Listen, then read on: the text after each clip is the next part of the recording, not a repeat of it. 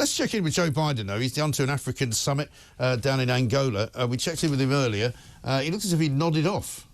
And here he is. I mean, he is moving. That is not a still picture. His hand just moved, right? Joe! There it is. Joe! Would you mind? Says the United States of America. He's sitting there. He's got an African slogan behind him. Some very nice African colours. But he doesn't appear to be awake, I'm afraid. Joe! Joe! Can you wake up, please? He's not waking up, is he? We'll come back later, see if we can check him out. Let's get to Dan Hodges, who will be awake, even though it's only 7 o'clock in the morning. Dan, very good morning to you. Good morning. So, here we are, the reset, the Great Reset, whatever you want to call it, but it's not a reset. We're told we can't call it that. What are we calling it? The 7 pillars of civilization or something? Starmerite wisdom. Yeah, I mean, I don't think it is a. I think, in fairness, I don't think it is a reset, because a relaunch rather, because I don't think, to be fair, the government's probably launched at all. If we were going to be honest, I think it's more of a. I think it's more of a pre-launch. I think, if you know, I was speaking to some people in government about this earlier this week. I mean, their line is, what they're privately saying is. And I've got to put in the caveat that these days just about everything in government is blamed on Sue Gray, who... Yeah. Well, that's easy to do. I mean, that's the same in newspapers, isn't it? You know, the editor goes, and everything that happens after that, you blame the guy that's left. Exactly. So, but the basic line is, look, it was Sue Gray was supposed to be in charge of the grid. Sue Gray was supposed to be setting out, you know, the basic targets at the start of the government that would show what the government's agenda was. That piece of work wasn't really done. Nobody actually got across that. So what we're seeing today is what you would expect from any sort of new government coming in, any normal government, saying, right, these are the targets that you are going to judge us against over the next 5 years. And that is a perfectly bog standard, you know, basic bit of political tradecraft. So on that level, I think it's fine. But the point is, as you and others are correctly identifying, this is something that should have been done months ago, and coming on the back of all the problems that we've known about with, you know, the Lord Alley crisis and the sleaze, business market reaction to the budget, etc., row about winter fuel. It looks like it's the government trying to get itself back on track. I'm not entirely sure that's what it is, but that's certainly going to be perceived. And there is one golden rule in politics, which is when a government has a relaunch, the relaunch never works. Yes. It just... But I mean, I suppose I'm going to be criticised for even saying these words, I'm sure, by my audience. But to be fair to them, if things are not going well, you have to look as if you're doing something about it. So even if you're not really doing much, you have to sort of put a marker down and go, well, here's where we're going to draw the line, and now we're going to tell you what we're actually going to do next, as opposed to just... Because if they hadn't done this, I suppose they'd have been criticised for just kind of dribbling on towards the end of the year without really any great focus on anything. Exactly, and the point is, you know, it's a good thing. I mean, there's been this row about should we have targets, shouldn't we have targets, and obviously we'll have to see what the impact actually is of those targets on frontline service delivery.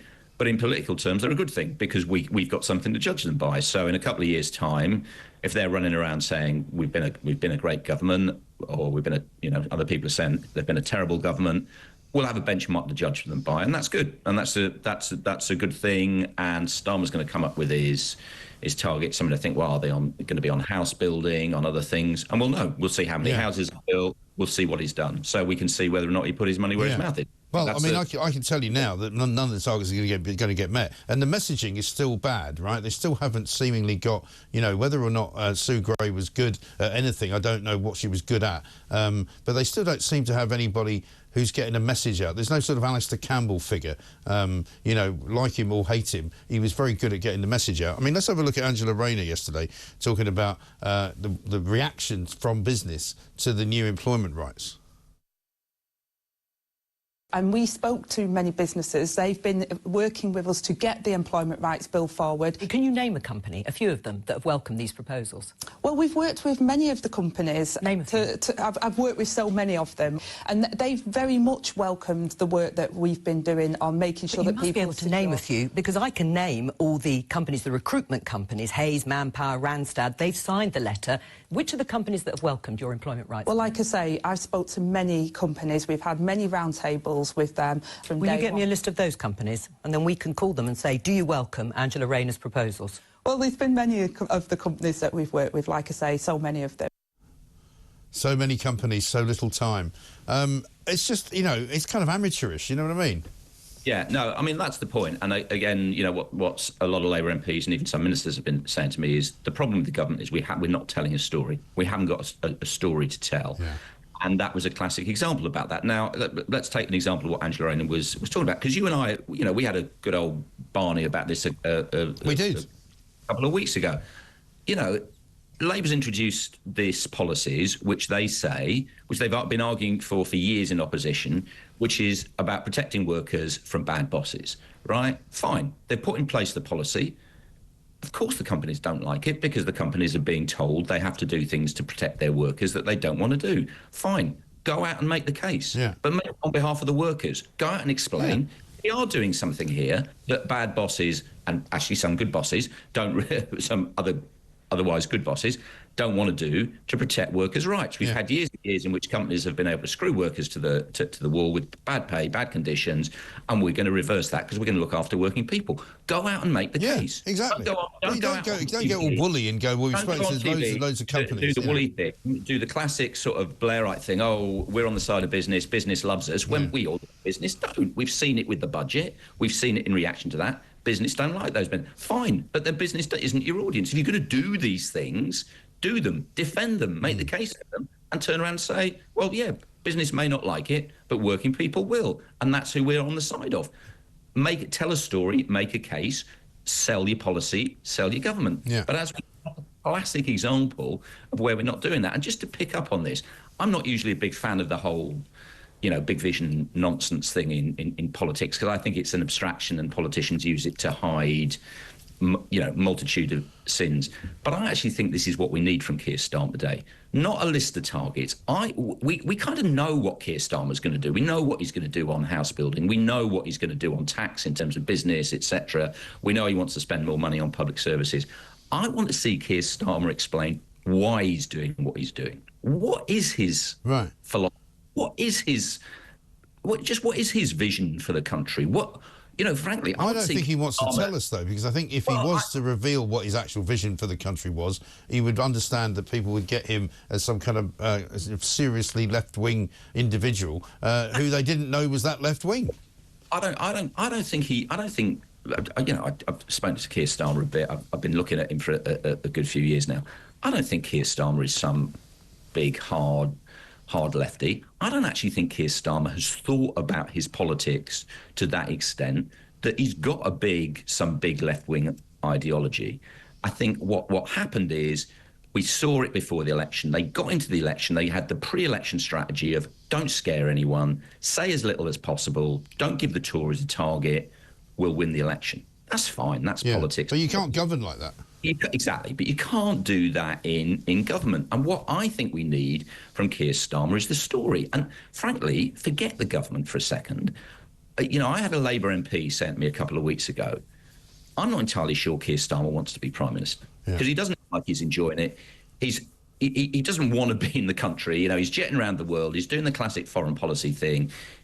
There isn't a hunger. There isn't a dynamism. There isn't, as I said, a vision. I want to see a bit of that from Keir Starmer. I just want Keir Starmer to stand up and tell the country, this is why I wanted to be your Prime Minister, and what I'm going to do as your Prime Minister, and this is why I'm going to do it. Not sit there and read off a list of targets and just a list of numbers. They're useful, they're good to have, but I just want to see a bit more from Keir Starmer. I want to see why, as I say, why does Keir Starmer want to be... That's a very good question. And let's have a look at some of PMQs yesterday, because here he is answering a Kemi Badenoch question on Louise Haigh, and he clearly doesn't like being asked these kind of questions. Have a look.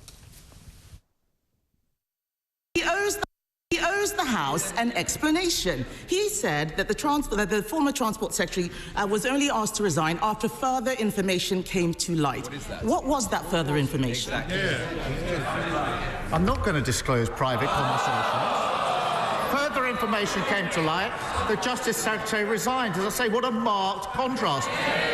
Whilst she's obsessing with the Westminster issues. We're getting on with fixing the mess, fixing the foundations, that £22 billion black hole. Well, apart from calling her the Justice Secretary when she wasn't, does he not realise that there's a sort of certain public accountability that when you're in government you have to produce information about people who might have done something wrong while they were in government? Yeah, absolutely. But I think this brings us on to another thing, which is, you're absolutely right. Keir Starmer said, I'm not going to disclose private conversations. These aren't private conversations. These are about a government minister who has resigned, and a government. I mean, I wrote about all this in the Daily Mail earlier this week. A government minister who resigned because basically she was guilty of a form of fraud. That is very. And remember, again, what we were told by Labour before the election. Yeah. We're going to be this new, bright, clean, and crucially transparent government. Yeah, right. That's fine.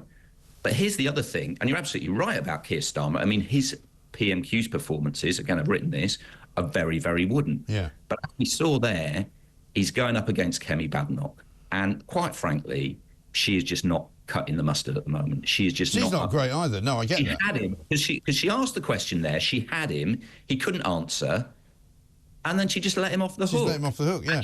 And she's been doing that week in, week out. You know, you do a much better job, Mike, on nailing him down, and you do so every week when we have these. Yeah. When we have, well, because once you get an issue, I mean, the thing is, a lot of people do what she does in this business as well, and they've got a list of questions their producers given them, and so we move on and we go, oh, I only got Dan for another minute, so we better not ask him any more about this. We better move on to another question and ask him about QPR or something. No, I'm going to stick to the question we've got him on, and we're going to keep arguing about it until you scream at me to shut it down because we're running late for the news.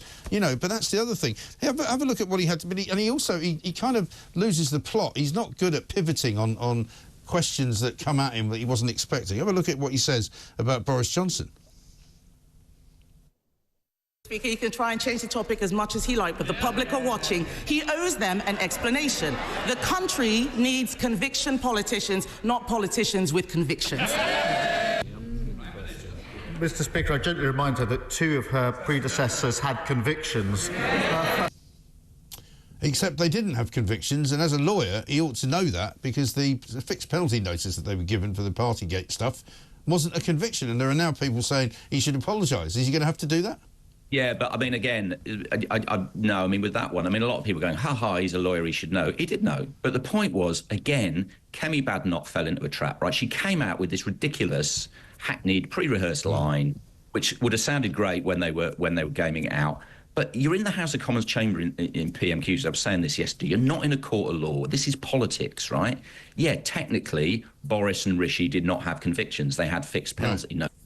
But what Keir Starmer wants is, Keir Starmer doesn't care. If Kemi Badenoch wants to spend the next week running around saying, oh, the 2 former Tory prime ministers you had, they got nailed for this when they were partying during lockdown, when you all had to stay in your houses, they were partying, they got the fixed penalty notices that, remember, Boris and Priti Patel and the rest of them were running around telling the police, nail these people because it's absolutely vital, and if you're breaking the rules, you're breaking the rules. Keir Starmer wants people to be reminded about that. So again, but surely a man in his position of purity, as he tries to paint himself, should not be gilding the lily and saying it's a conviction when it isn't. But as I say, I mean, you and I could get away with that kind of shysterism, but he's not supposed to. Yeah, but as I say, week in, week out, the game's the game. It's politics, right? And she's in politics. She's not a lawyer. She's not prosecuting Keir Starmer in a court of law, right? She's in the House of Commons. As I said, she had him. She absolutely had him. He was floundering. I'm not going to answer.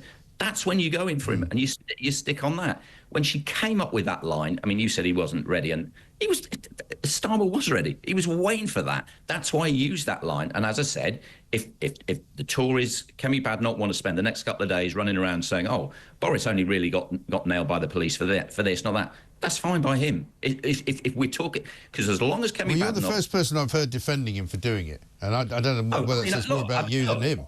we can all be, oh, it's disgraceful and he shouldn't have You better. know, I'm not like that. I don't think it's a disgrace, but I think because of his image, it wouldn't matter if he didn't make himself out to be holier than thou and the man that sticks by the rules, and that, he didn't break any rules by getting some free clothes from Lord Ali, and he didn't break any rules by letting his wife some free clothes. All of that feeds into the same narrative, and then suddenly he's going to be a bit loose with the wording of a technical legal matter. Yeah, but I mean, frankly, I mean, again, I was done weeks and months ago, in fact, years ago, with this Keir Starmer's white than white stuff. I mean, I wrote time and again, he's not, and we're going to see he's not. And frankly, I'm done with pretending that. So I'm not going to sort of buy into that narrative anymore. I think that narrative's been nailed. But on that one, I think Keir Starmer knew precisely what he was doing. Like I said, people are saying, "Well, it's time for everything." Well, maybe. Well, I don't know. I mean, I think. Let's wait. Let's wait and see. What's being said inside the Labour Party itself? Because I know you talked to a lot of Labour MPs and cabinet members as well about the whole Louise Hay thing, and what was supposedly the new information. Then, do you know? Yeah, the new information was, if you remember, Lou Hay said, or friends of Lou Hay, after she resigned, said she had told Keir Starmer all about with the phones, etc., etc. But what Keir Starmer and people around Keir Starmer claim is that when she spoke to Keir Starmer, it comes a little bit back to what we were just talking about. Yeah. She told Keir Starmer that she had only had a caution in relating to that. Whereas, and it gets to very, very technical, the sort of what she pleaded guilty to, but it wasn't a caution and it was more substantive. And when more like a conviction, even. Yeah, there we go. Goodness exactly. Me. Imagine misusing the word. Keir Starmer does. It's a resigning offence, apparently. But funnily enough, Keir Starmer does understand the distinction between these sorts of things. So that was. So he made her resign because she pretended to mix up the words conviction and caution. That is basically it. Yeah. Right. Amazing. Well, I mean, the world is a very, very strange old place. So, I mean, tomorrow when we are looking back at what his announcements are today, nothing's going to really be any different, is it?